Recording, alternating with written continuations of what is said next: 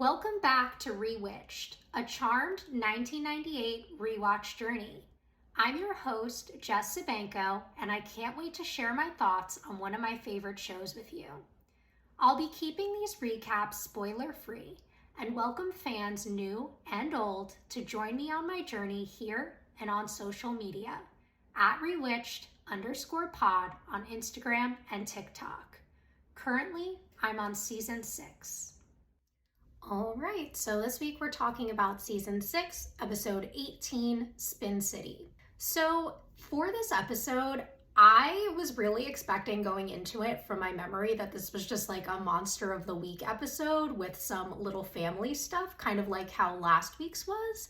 This is actually a very important episode to the season-long storylines though, and I really enjoyed those little pieces that we got in this episode. I think that it's really setting up a lot of stuff, and I'm really invested in season 6 as a whole. I've never particularly thought of it as like a top favorite season. It was definitely like, not a season I disliked, but I am loving this, and it's very much in competition to be my new favorite at this point. I think when we get to the end, I'll be able to see kind of like how I feel about it as a whole, especially once we get through the back 5, which I feel are being set up really well here.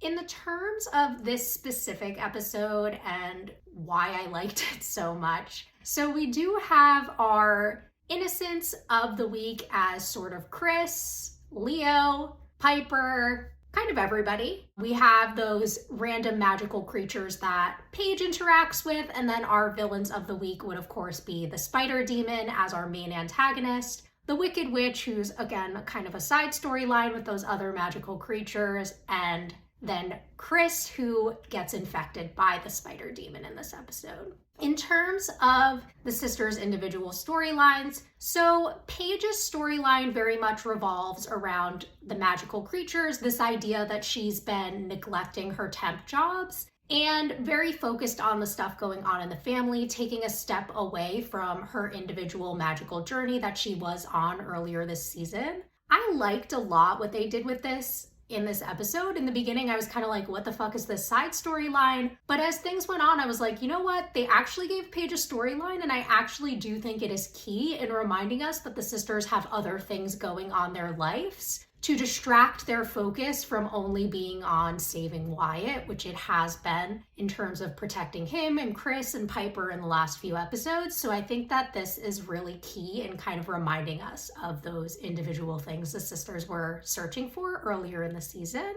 Obviously, we do see that she's very easily able to defeat the Wicked Witch, who is very campy. We see her kind of cackling, stirring this cauldron, and how she's been kind of fucking with the magical creatures of the woods, which of course brings back some prior connections to the magical community that we saw a lot of in season 5. That return to kind of like Paige's connection to other magical creatures and her desire to help both innocents and these good magical forces, and the way that they do end up helping the charmed ones in getting to the spider demon and kind of helping them lure her out and get to her location later on in the episode. So I did like those connections, and again, the way that Paige has that deep connection to wanting to help people, which has always been part of her character. In terms of Phoebe's side storyline, so we're very much back on the track that Phoebe's super worried about her biological clock. She says she's done the math and like she needs to meet her husband like right now in order for her timeline to work out. And it's very funny the way she's like freaking out, and Piper's kind of like, oh my God, you're neurotic just like Chris, which we see a lot throughout his character.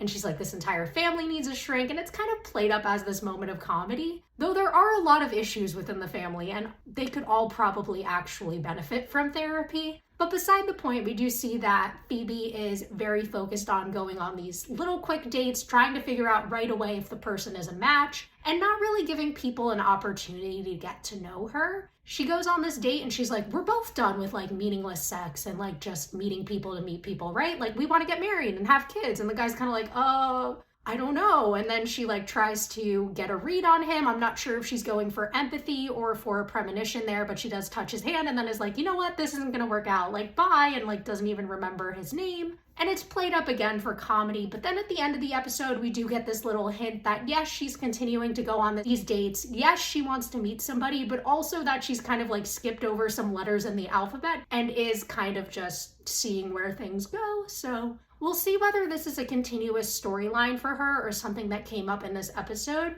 But it definitely did let me see that Phoebe's focus is also elsewhere, much like Paige's, right? Where they have these other things going on in their lives, which the sisters always do, but that may become important later when it comes to whatever Gideon's plan is, as we do see him again in this episode.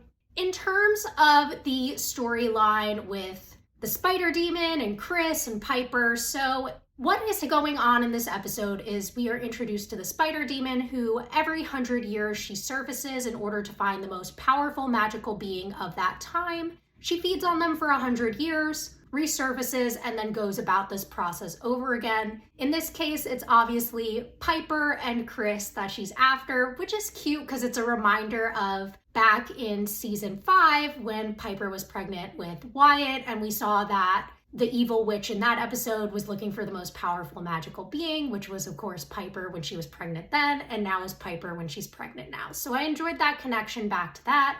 We also find out in this episode that Piper does not have a force field with Chris, which obviously brings up some issues with Chris where he has like these inferiority issues with Wyatt already, and it's really funny and played up for drama. We obviously see a lot of Chris's like angst throughout this episode, and it's really enjoyable and really entertaining to me. I love the fact that Chris is a 22-year-old guy, but like a lot of his behavior, I'm like, this is like a high schooler, and I kind of love it. I love that he's so like not grown up.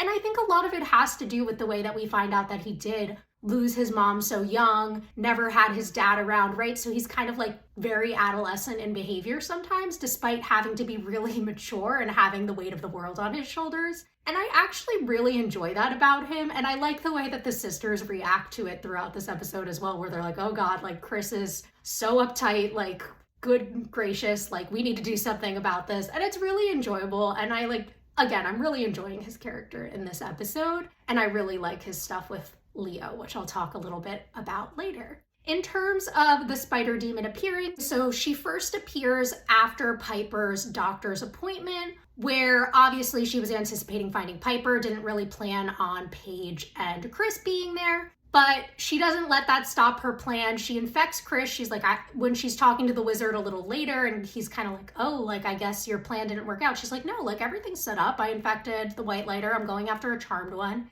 And he's like, oh, like, you'll never be able to take one of them. And she is pre-warned, but again, she has that villain cockiness that we see a lot that is ultimately her downfall in deciding to go after the sisters. We do see that Chris is more and more infected as the episode goes on, but his issues with Leo start long before that. So even in the first scene when he's talking to that bartender who's kind of like, oh, like what's the deal with like Piper's ex? Like he gets her pregnant and leaves town. Like I'm not a big fan of this guy. Like she deserves much better. And Chris is like, yeah, I couldn't agree more. So getting that hint at like issues with Leo, we also see that like both of them are very against Leo finding out anything about the pregnancy or about Chris being his son, though obviously this does end up happening later in the episode, mostly because of Phoebe, because Paige is like, oh, we'll call Leo for help. And Piper denies it in the beginning, and then Phoebe's like, no, like I can't keep the secret if we call him here, and then very quickly tells Leo everything, which is really funny and kind of plays back to that Phoebe not being able to keep a secret thing that we've been seeing since the beginning of the series. I really love the way that Chris throughout this episode slowly brings up that like his issues with Leo or something more, because they're kind of like, oh, like what is the deal here? And he's like, there's future issues, but I can't talk about it. Like I don't want to get into it. And we also see again more of that bonding between him and the sisters, jokes about the fact that they found out at the appointment that he's a boy, but then also that worry for Piper's safety when there is no force field, which obviously leads to the decision at the end of the episode that she should stay at magic school until the end of her pregnancy. In terms of Chris's kind of development into the spider demon, we see him starting to turn against the sisters. After they're making the potions and preparing to vanquish her, he actually, when she shows up at the house and puts Piper into the cocoon, sides with her, fighting the sisters, destroying the potion. She gets away. That's when, of course, Leo shows up.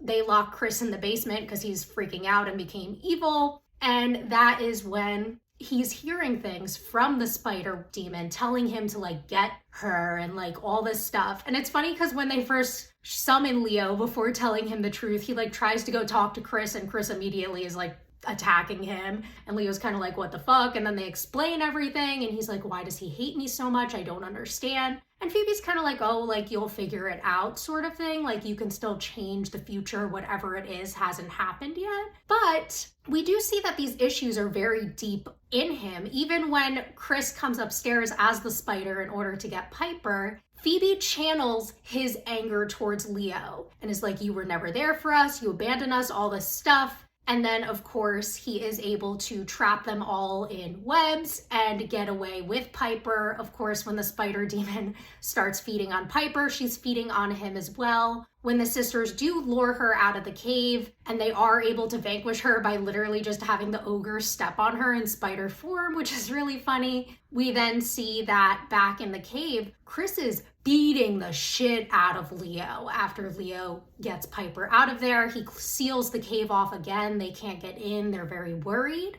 But then they realize that whatever happens to baby Chris also happens to grown-up Chris. So Piper drinks the antidote. But even after he's cured, that anger is still there. He continues hitting Leo for a moment until Piper comes in and stops him and tells him that everything's fine. And he walks off very angry. We see that the decision is made for Piper to go to magic school. Gideon was featured multiple times throughout this episode. At one point, Leo does go to magic school in order to find out more about the wizard who was the spider demon's last victim. While he's there, he's talking to Sigmund, and then Gideon kind of shows up and he's like, Leo, like we've talked about you putting the other elders at risk before. Like I thought we were done with this, all this stuff. And he's like, well, my family comes first. And reveals that Chris is his son and Piper is pregnant. And this is where we find out that Sigmund is very much involved in Gideon's plan, because after Leo's gone, they're like, well, it definitely makes sense that he would come back to save Wyatt, considering that it's his brother.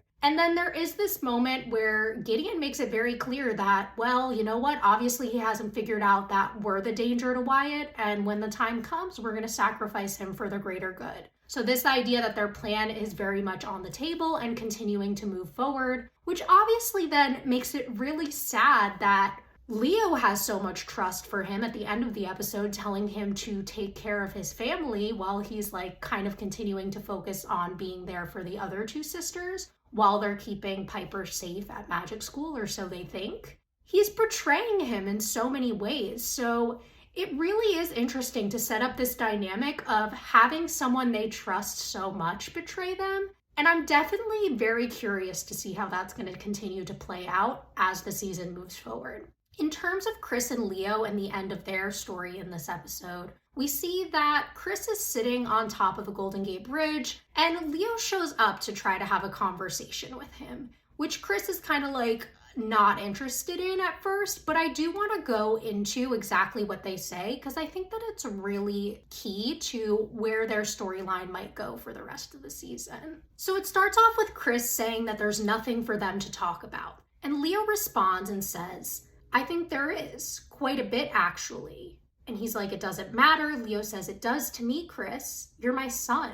I think I deserve to know what I did that's so bad. And then Chris says, you were never there for me. You were there for everyone else, for Mom, Wyatt, half the world, but you were never there for me. You didn't have the time. And he says, so maybe you came back from the future not just to save Wyatt. Maybe you came back to save us too.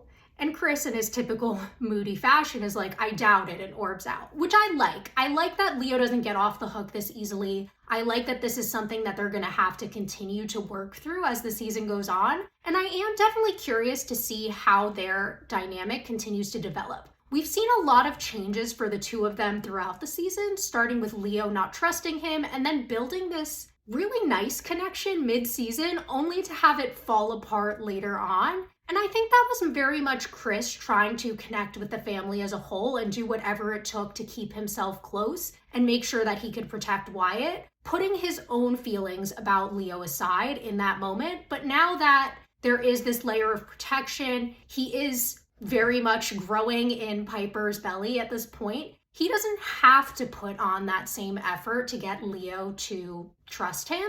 And he's over like having to deal with something that's obviously hurt him all this time. And I am interested to see how their relationship might change, the way that his relationship with Piper has obviously grown over the last few episodes. So definitely a lot to look forward to as this season continues on. I think that all the storylines here are setting up for some really cool things at the end of the season. And yeah, that is all I have for this one, but I hope you'll join me back next time.